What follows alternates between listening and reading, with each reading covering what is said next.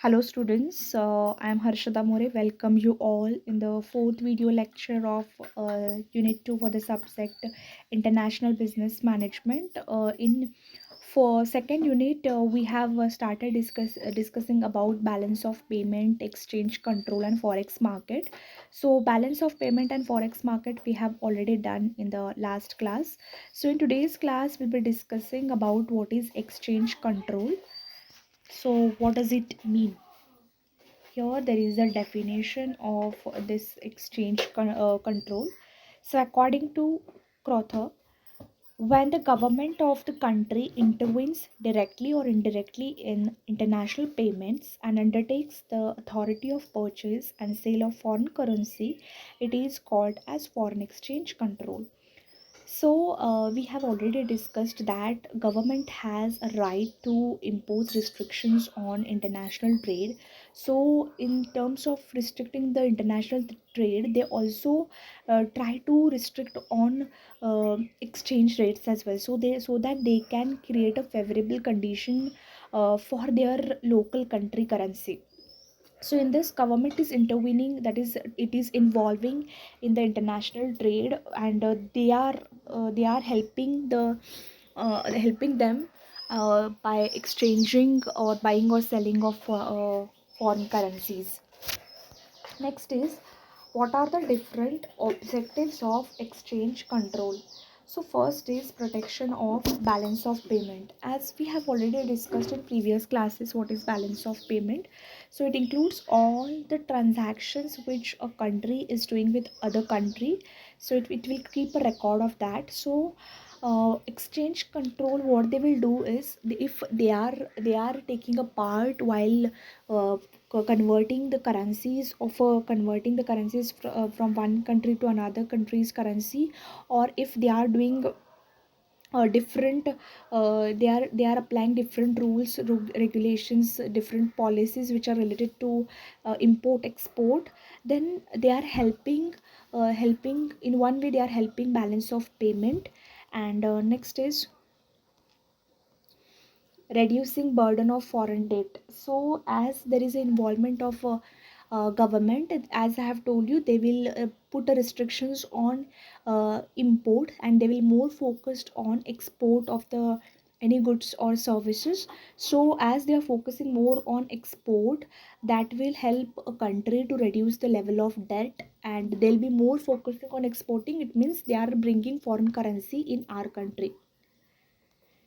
Next is raising the level of prices. Raising the level of prices in the sense, suppose it is in the case of export. See, whenever you are exporting goods from India to any other country, so see what other countries are doing. We sometimes the country starts competing each other. So it's not always too high prices, but certain level of increment they will do in a prices of the goods and services which they are going to export to other country. So next is elimination of short-term fluctuations in exchange. So elimination of short-term fluctuation in exchange includes that is so there is a control, there is a complete control of government on international trade.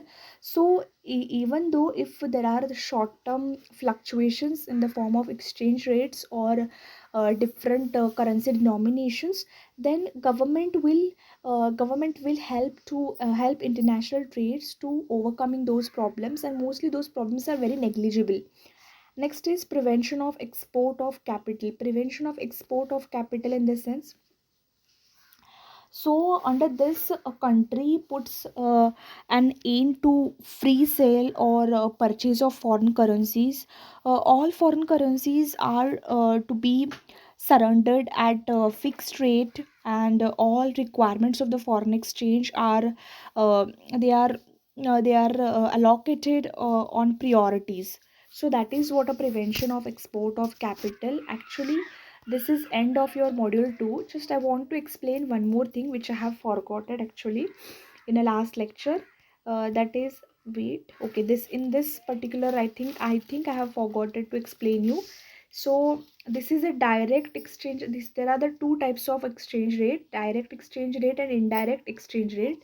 I'll just tell you what is direct exchange rate. Direct exchange rate is, see, if you are converting a dollar into rupee. Wait, I'll give an example. So direct exchange is where you are considering $1 is equals to 74.68 paisa.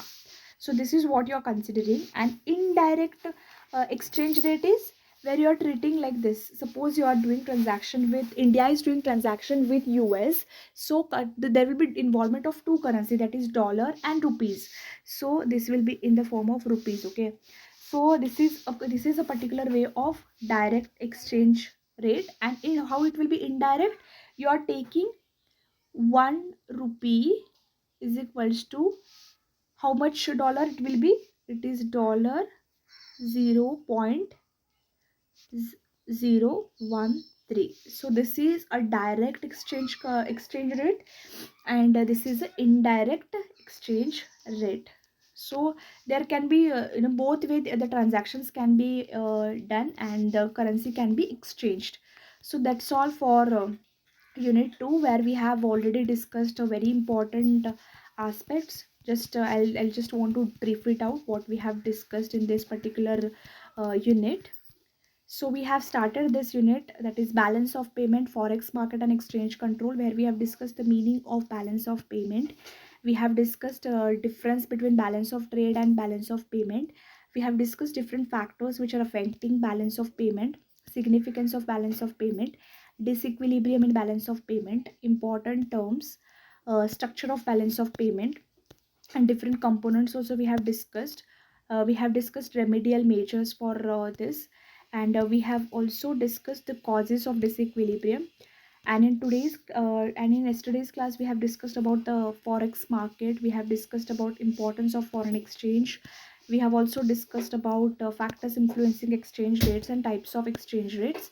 So in today's class we have done with exchange control, which was the last part of your unit 2, and we have discussed the different objectives of exchange control. I hope you people are understanding.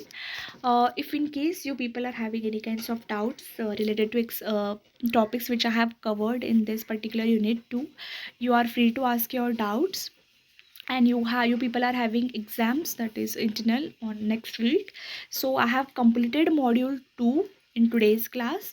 So as I have told you that I'll be giving notes after completion of every unit. So I'll be sending you the notes of this particular unit as well today, by today or tomorrow. Okay, that's it. So I think the portion for first internal will be first two modules. So just be prepared for that, and all the best.